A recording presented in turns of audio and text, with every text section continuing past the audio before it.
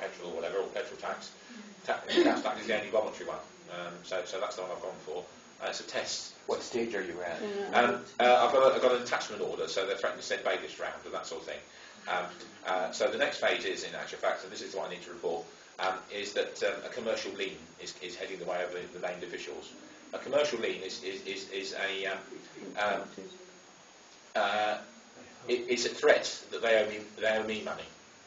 It works like this: at common law, if you make an allegation that somebody's done something and they don't respond, after 40 days it's accepted that they're guilty.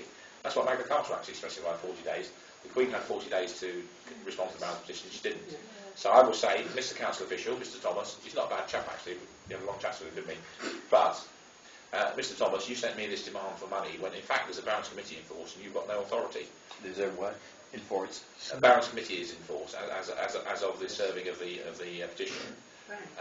There's a few people puzzled. It goes like this. You remember I said an old statute has the title, the preamble which sets out the problem, and which aspect of the common law needs amending or improving, the new rules and the enforcement clause. The enforcement clause for Magna Carta is the Baron's Committee. Baron means lord. It also means principal citizen. Aldermen and that sort of thing were barons in the earlier period, because remember you interpret statutes according to the situations at the time. That's why history and law are the same for early periods. So the Barons Committee is specified as 25 barons of the kingdom can hear petitions, grievances from the population, and if they agree that the petitions are well-founded and the king is out of order, they can tell him to put things right within 40 days. And if the king doesn't put it right within 40 days, all loyal citizens are required to transfer their allegiance from the king to the Barons Committee. So that's what I've done. So the history of this is it's 1998, and a body called the Magna Carta Society was founded. Look us up on the website. And the Magna Carta Society consisted of myself, Mike Burke, John Bingley, and about 6 or 7 others. And most of the others were disgruntled ex-members of UKIP and Conservative Party and whatever that didn't like the EU and really got nowhere. This is a stitch up, isn't it? They decided to go down the Magna Carta route, and Mike Burke and John Bingley and I decided to do some research. One of the things that happened on the subject of research, one of the things that happened in 1610 was that the Stuart kings, when they realised there was a bit of an outcry against what they were doing, they locked up all the legal records in the house in the Tower of London. So the Puritans had a bit of a problem proving what was what. But eventually they extracted the records from the Tower of London. Very similar thing happened in 1998. But we're aware of the Bill of Rights, the statute, because we went to HMSO and had it printed out. There it is, the Bill of Rights. Last amended in 1978, so still in force. But we're aware of Pepper versus Hart. This concept you've got to read the history and the background before you correctly interpret the statute.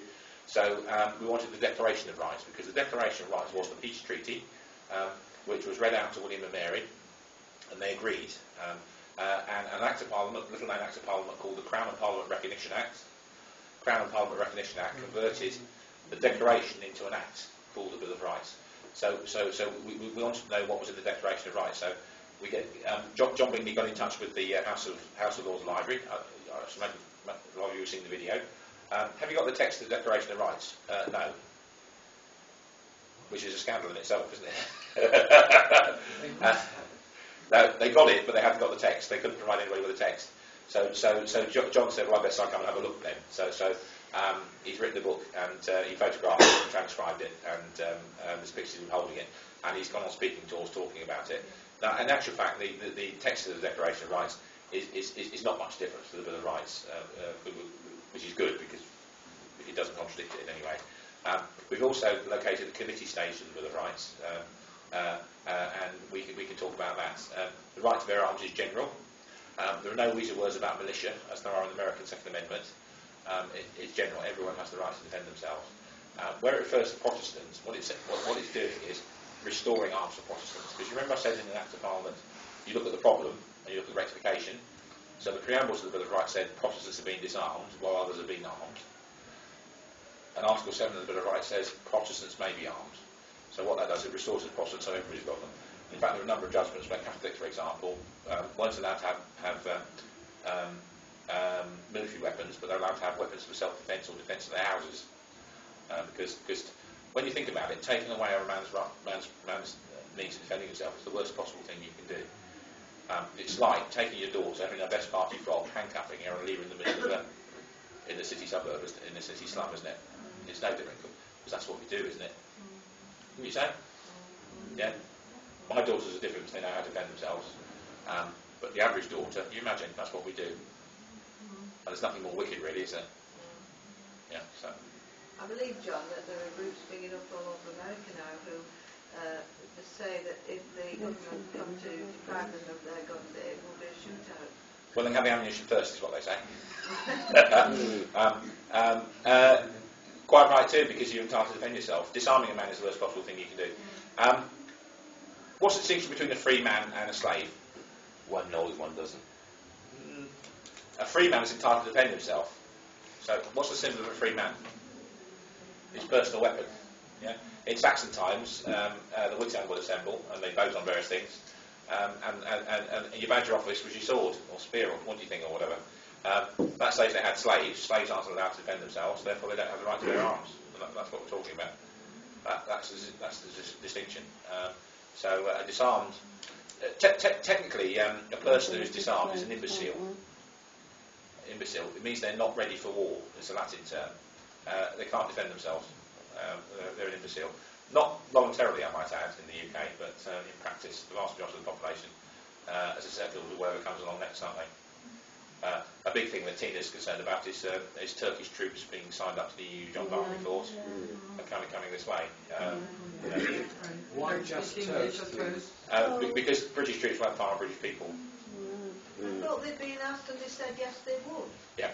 Well, I'm not sure. I'm not sure about British troops. I've heard the same thing about American troops. I don't know if you've heard that one. But I'd be surprised. They'd have to kill their officers. I was an officer before in the TA. They'd have to kill me first if they're going to do that.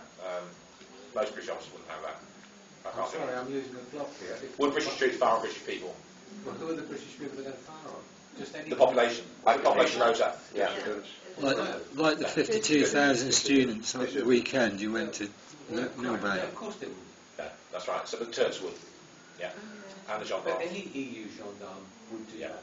That's right. Yeah. And they're not controlled by us, they're controlled from Brussels. That's right. And we can't get rid of them when they come in. That's right. Yeah, and they've got diplomatic immunity for their actions. Indeed. And in actual fact, that's one of the things I mentioned in my trial, wasn't it? Who was there? Yes, yeah. Is your life? Turkish people want England. Yeah. Pardon me? Turkish people want to be here and now England. We went on holiday there and met some of them, and they were discussing it openly. That was the period when the EU was negotiating to join the EU, and of course large numbers. Mr. Cameron's working actively for it. He is, yeah. Strangely enough. Yet he was elected. Yeah. Mr. Cameron said he could trace his genealogy back to the tribe of Ashkenazis. Do people know that? Well, I mean, who knows the distinction between an Ashkenazi Jew and a Khazar Jew? Hang on. The same. One is direct descendant of Sumer and ancient Babylon. Ashkenazis are descendants of the Khazars.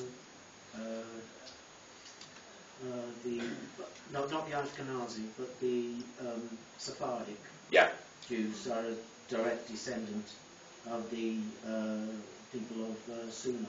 Well, I agree, and my understanding is, and you need to research this, the Khazars were a Mongolian tribe who were very, very vicious and took over most of the edges of Western Europe, and they were between the Muslim world, the Christian world, and the Jewish world, and the king the emperor was a bit shrewd, and he decided, well, who should we come down on? So he had leading scholars from the three, Christian, Jewish, and Muslim, and heard various debates and said, right, everybody, next Thursday we're all Jewish. I don't know whether they had to have circumcision, but that's another thing. The vast majority of Jewish people in the world are descended from that particular gene pool. Have you ever seen the Israeli army in action? Israeli special Israeli special forces. Nasty business. Yes, yeah. And of course that's a hidden history that they don't want to know about. And the Mossad also have their own hit squad. Yeah. They send out. So that's what you're up against. Well, in Palestine in 1948, they